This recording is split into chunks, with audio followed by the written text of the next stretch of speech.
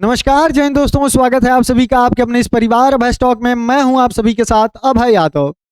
साथियों, स्वतंत्रता दिवस की आप सभी को ढेर सारी शुभकामनाएं। और चलिए स्टार्ट करते हैं। आज आपको बताते हैं कि किस तरीके से जो बांग्लादेश कल चाइना और पाकिस्तान की गोद में बैठा था, आज भारत से मदद मांग रहा है और गिड़गिड़ा कर मदद मांग रहा है। क्यों इसके यहाँ ये शॉर्टेज आया कि इसके यहाँ बिजली का इतना बड़ा संकट आ गया कि 12-12 घंटे तक साथियों यहाँ पर बिजली आ ही नहीं रही है। पूरा पावर कट हो चुका है। फिर से यहाँ पर साथियों आंतरिक गतिरोध का जो है वो माहौल बन रहा है। जनता बहुत ही ज्यादा यहाँ पर एग्रेसिव हो चुकी है। चलिए पूरी कहानी आपको समझाते हैं कि क्यों इतना बड़ा शॉर्टेज आया और क्या इसने भारत से मदद मांगी है और भारत इसके लिए क्या कर रहा है। आइए आगे बढ़ते हैं। साथियों, हेडलाइंस भी आप यहाँ पर देख सकते हैं कि बताया जा रहा है इसके अंदर कि Bangladesh goes dark as it battles worst power crisis turns to India for help. यानी कि भारत से जो है ये मदद मांगना स्टार्ट कर रहा है। आगे बढ़ने से पहले साथियों, आप सभी लोगों से स्वतंत्रता दिवस के अवसर पर एक छोटा सा तोहफा चाहते हैं कि अगर चैनल पर नया है तो कृपया करके सब्सक्राइब कर लीजिए, क्योंकि आप लोग जो मुझको तोहफा दे रहे हैं वो इतना बड़ा नंबर है। मतलब लगभग 97% मेरे ऐसे व्यूअर्स हैं जो बस वीडियो आके देख कर और चले जा रहे हैं। मतलब समझ में नहीं आ रहा है इनका पैसा खर्च हो रहा है क्या सब्सक्राइब करने में। अगर आप सब्सक्राइब करते हैं साथियों तो हमको मोटिवेशन और आपको नोटिफिकेशन दोनों मिल जाता है। तो इसके लिए कृपया करके सब्सक्राइब जरूर कर लीजिएगा। आइए आगे बढ़ते हैं। अब साथियों बात करते हैं कि बांग्लादेश के बिजली संकट के बारे में कि अंधेरे में डूबता पड़ोसी देश, दुकान जो है यहाँ पर रात के 8 बजे तक दुकानों को बंद करने के लिए कहा गया है और भारत से डीजल की गुहार की गई है। आखिर डीजल की ही गुहार यहाँ पर बांग्लादेश ने क्यों की है? साथियों सबसे पहले समझिए कि बांग्लादेश में गहराता ऊर्जा संकट क्या है। साथियों बांग्लादेश पिछले कई वर्षों से सबसे गंभीर ऊर्जा संकट से जो है वो जूझ रहा है। देश के कई हिस्सों में लंबे समय तक साथियों बिजली गुल रह रही है और हो जा रही है। खासकर जो राजधानी ढाका है, बाहर के इलाकों में जहां कटौती 8 से 10 घंटे तक पहुंच जा रही है।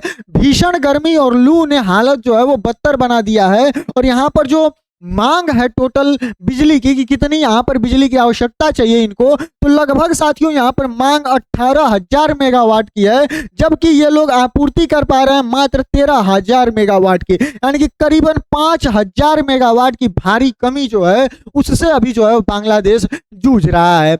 बात करें साथियों कितने देर बिजली आ रही है तो 8 से 10 घंटे साथियों ढाका के बाहर यानी कि राजधानी को छोड़कर जो अन्य इलाके हैं वहां पर 8 से 10 घंटे तक साथियों यहाँ पर बिजली जो है वो कट रही है। यहाँ पर लोड शेडिंग हो रहा है। साथियों 3 से 5 घंटे मयमनसिंह, बरिशाल, रंगपुर, सिलहट, राजशाही में औसत कटौती जो है वो देखी गई है, जो इसके प्रमुख शहर हैं। साथियों लगभग 9 से 10 घंटे खुलने में सबसे लंबी बिजली जो है वो कटौती यहाँ पर दर्ज की गई है। यहाँ जो खुलना करके एक जगह है वहां पे। अब साथियों बात करें कि आखिर इस संकट की वजह क्या है। अचानक से बांग्लादेश के अंदर इतना क्राइसिस कहां से आ गया, इतनी दिक्कत क्यों जो है बांग्लादेश को होने लगी? तो समझिए पहला कारण है कि गैस की भारी कमी। साथियों बिजली उत्पादन के लिए रोज 1 अरब क्यूबिक फीट से ज्यादा गैस चाहिए होता है, पर उपलब्धता करीबन घट के 700 मिलियन क्यूबिक फीट रह गई है।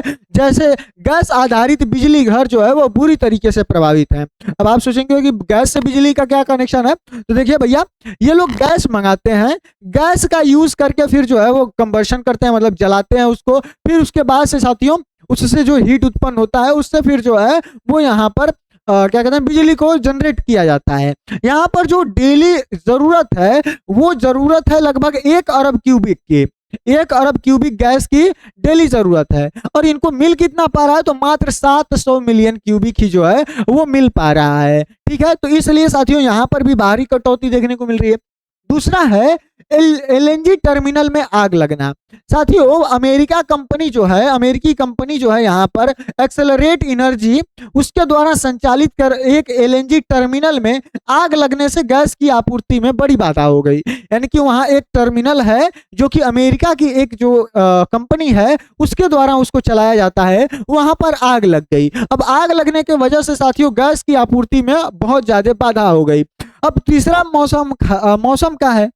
समुद्र में खराब मौसम के चलते एलएनजी जहाजों का अनलोडिंग में देरी हुई, जिससे कि संकट और यहां पर गहरा गया। यानी कि जो जहाजें एलएनजी लेकर आई हैं उन जहाजों को जो है उन जहाज़ों में जो है वो अनलोड ही नहीं हो पा रही हैं। यानी कि वो आकर समुद्र के रास्ते वो वहीं पे, अब क्योंकि समुद्र स्थिर तो होगा नहीं, मौसम खराब है, उसमें ऐसे ऐसे उछाल मार रहा होगा, इसके वजह से फिर वो अनलोडिंग नहीं हो पा रही है। चौथा है साथियों आयात पर निर्भरता। बांग्लादेश अपनी तेल गैस जरूरतों में एक बड़े हिस्से के लिए विदेशी आयात पर निर्भर है, जिससे झटके सीधे असर डालते हैं। यानी कि जो इसका एक मतलब कि तेल और गैस की जरूरत का एक जो बड़ा हिस्सा है वो विदेशी आयात पर निर्भर है, यानी कि वो अन्य देश से खरीदता ही है, जिसके वजह से इसे जो है वो सीधा असर पड़ रहा है। अब आगे बढ़ते हैं और बात करते हैं कि इन सारी चीजों के बाद सरकार ने क्या एक्शन लिया, क्या प्रतिबंध लगाए। तो इनकी सरकारों ने कुछ प्रतिबंध लगाए हैं। बिजली बचाने के लिए जो तारिक रहमान है, इनकी सरकार ने गुरुवार से एक नया आदेश लागू कर दिया, जिसके तहत व्यवसायिक गतिविधियों पर समय सीमा तय कर दी गई।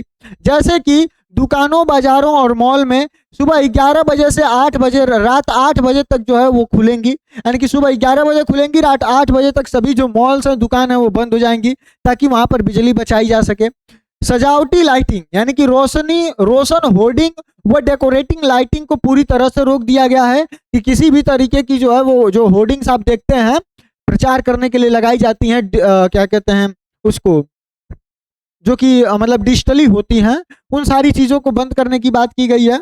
मेले व सांस्कृतिक कार्यक्रम सभी आयोजन रात 8 बजे तक जो है वो समाप्त करने होंगे। यानी कि अगर कहीं पर मेला लग रहा है, कहीं पर कोई सांस्कृतिक कार्यक्रम हो रहा है, तो रात में नहीं होगा, 8 बजे तक वो खत्म हो जाना चाहिए। इसके बाद छूट प्राप्त सेवाएं जैसे कि अस्पताल, दवा दुकानों एवं खाद्य व्यवसाय, इस पर जो है वो पाबंदी नहीं है। यानी कि जो नेसेसरी चीजें हैं उनके ऊपर किसी भी तरीके का रोक नहीं है, वो जो है वो खुल सकती हैं 8 बजे के बाद भी। लेकिन अननेसेसरी जो चीजें हैं, मतलब जिनके बिना काम चल भी सकता है, उनको जो है यहाँ पर बंद करना है 8 बजे तक किसी भी तरह। अब बात करें साथियों सबसे ज्यादा प्रभावित क्षेत्र कौन कौन से हैं यहाँ पर, तो जो सबसे ज्यादा प्रभावित क्षेत्र हैं, देश की 6 बिजली वितरण कंपनियां काम करती हैं इस पूरे देश के अंदर, बांग्लादेश के अंदर। फिलहाल जो है रोज 3 से 5 घंटे लोड शेडिंग वाले ये आपको प्रमुख जो इन क्षेत्रों में मतलब कि ज्यादा से ज्यादा जो है वो सबसे अगर बिजली कटौती हो रही है तो वो इन्हीं क्षेत्रों में हो रही है। जबकि पूरे इस देश के अंदर 6 ऐसी कंपनियां हैं जो कि बिजली वितरण का काम करती हैं। ढाका को मांग के अनुसार बिजली मिल रही है, राजधानी में तो मिल रही है, लेकिन ढाका के बाहर जो ग्रामीण इलाके हैं 80 इलाकों में 80 पल्ली विद्युत समितियों के जरिए आपूर्ति होती है, और यह जो है यही संकट का सबसे मतलब यही सबसे गहरा संकट है। अब साथियों ढाका की बात करें तो मांग के अनुसार इनको सामान्य आपूर्ति जारी है। जो खुलना है सबसे लंबी कटौती यहीं पर देखी गई है, लगभग 9 से 10 घंटे तक जो है यहाँ पर ब्लैकआउट रहा है। आगे बढ़े और बात करें कि खेती और उद्योग पर इसके वजह से क्या असर है, तो देखिए आप सभी को पता है कि डीजल जनरेटर के सहारे सिंचाई करना पड़ रहा है, जिससे कि लगातार जो है वो लागत लगातार बढ़ रही है। अब चूंकि लाइट आ नहीं रही है तो जो डीजल से चलने वाले जनरेटर्स हैं उनकी हेल्प लेकर फिर पानी चलाया जा रहा है, सिंचाई की जा रही है, तो इसकी वजह से लागत बढ़ रहा है, तो इससे किसान प्रभावित हो रहे हैं।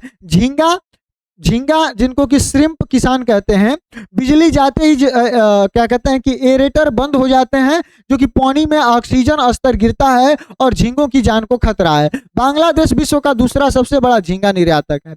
झींगा एक मछली होती है साथियों, छोटा सा बहुत मतलब छोटी छोटी वो मछली होती है, जो कि सबसे ज्यादा बांग्लादेश में पाई जाती है, बेचा भी जाता है। ये दुनिया का दूसरा सबसे बड़ा जो है वो निर्यातक देश है, बेचने वाला देश है।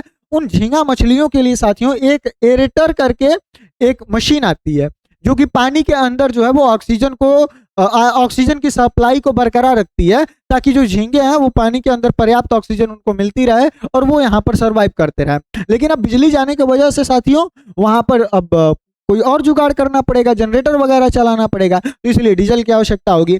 तीसरा जो वस्त्र और परिधान उद्योग है, देश के प्रमुख निर्यात क्षेत्र जैसे टेक्सटाइल और गारमेंट उद्योग का उत्पादन भी बिजली कटौती से प्रभावित हो रहा है, और मतलब जो सबसे ज्यादा इनकम सोर्स जो बांग्लादेश जनरेट कर पाता है वो इन्हीं उद्योगों से कर पाता है, और इसके प्रभावित होने की वजह से इसको जो है वो भारी नुकसान का सामना करना पड़ रहा है। वहीं इसके बाद साथियों गुस्साई जनता हिंसा की घटनाएं भी कई जगह हुई। लंबी और लगातार बिजली कटौती से आम लोगों की भारी नाराजगी है।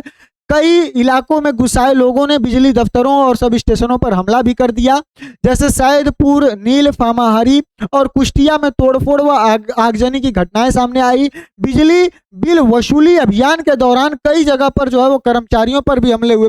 सही बात है भैया, जनता जब आपको बिल दे रही है, चाहे वो किसी भी देश की हो, जब जनता आपको बिल दे रही है, आपको लाइट की आपूर्ति करनी चाहिए। नहीं करेंगे तो इसी तरीके का कुछ ना कुछ होगा। बिजली सहकारी समितियों ने अपने प्रतिष्ठानों को सुरक्षित करने के लिए पुलिस की भी मदद ली है। मतलब सोचिए कि अब इनके जो बिजली घर है उनको बचाने के लिए लोगों से पुलिस वहां पर तैनात करनी पड़ रही है। लगभग 18,000 मेगावाट की डेली की मांग है और यहाँ पर 13,000 मेगावाट की ही जो है वो पूर्ति हो पा रही है, जिसके वजह से साथियों बहुत बड़ा जो है वो गैप देखने को मिल रहा है। अब भारत से डीजल की गुहार क्यों की गई? भारत से डीजल लेने की गुहार इन्होंने क्यों किया? तो देखिए, बांग्लादेश के बिजली ऊर्जा खनिज संसाधन मंत्री जो इकबाल हसन मसूद हैं, महमूद हैं, इन्होंने 6 अगस्त को कहा कि भारत के साथ हमारी एक पाइपलाइन है जिससे डीजल मिलता है, हमने उनसे और डीजल देने का जो है वो अनुरोध किया है। अब आप लोग सोचेंगे कि कौन सी पाइपलाइन है, तो देखिए, भारत और बांग्लादेश के साथ जो है एक पाइपलाइन साझा होती है जिसका नाम है इंडिया बांग्लादेश फ्रेंडशिप पाइपलाइन। यह साथियों लगभग 131.5 किलोमीटर लंबी है, जो कि असम के सिलीगुड़ी से बांग्लादेश के पारबतीपुर, जो कि दीना जयपुर के नाम मतलब जगह पर है, वहां तक यह है, जो कि लगभग 1.8 लाख टन प्रति वर्ष यहां से इस पाइप से सालाना डीजल की आपूर्ति क्षमता होती है।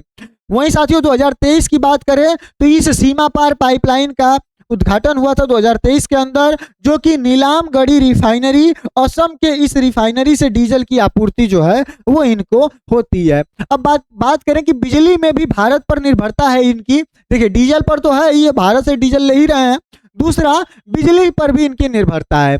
साथियों, बांग्लादेश को बिजली ऊर्जा कहाँ आ गए साथियों, बांग्लादेश फिलहाल भारत से करीबन 2,500 मतलब 2,500 मेगावाट बिजली आयात करता है और भारत उसका सबसे बड़ा बिजली व्यापार साझेदार है। 4 भारतीय कंपनियां हैं जो कि इनको बिजली देती हैं, जिसमें कि अडानी पावर, NVVN और यहाँ पर सब सेम्बकॉर्प एनर्जी इंडिया और PTC इंडिया है। द्विपक्षीय बातचीत है इन दोनों के बीच में। बांग्लादेश पावर डिवीजन के सचिव मीराना महरूख ने हाल ही में भारत आकर पावर सेक्रेटरी पंकज अग्रवाल से मुलाकात की और चर्चा का मुख्य विषय जो रहा वो था कि सीमा पार बिजली व्यापार, ट्रांसमिशन इंटरकनेक्शन, मैत्री पावर प्रोजेक्ट और नवीनीकरण ऊर्जा व ऊर्जा भंडारण सहयोग। इन सारे विषयों पर जो है वो अभी फिलहाल में भी यहाँ पर बात हुई है। अब पूरा यह जो मुद्दा था, आई होप आपको समझ में आ गया होगा कि क्यों क्राइसिस हुआ है, भारत इसमें किस तरीके से हेल्प कर सकता है और ये लोग भारत से डीजल क्यों मंगा रहे हैं, भारत से जो है मदद की गुहार में डीजल क्यों मांग रहे हैं। ठीक है, बाकी चैनल पर नया सब्सक्राइब करिएगा। आपकी अपनी क्या राय है, भारत को इस पर मदद करनी चाहिए या नहीं, कमेंट में जरूर बताइएगा अपनी राय और अपना ध्यान रखिएगा। स्वतंत्रता दिवस की आप सभी को पुनः एक बार फिर से बहुत बहुत शुभकामनाएं। मिलते हैं अगली वीडियो में किसी और टॉपिक के साथ, तब तक के लिए जय हिंद, जय भारत।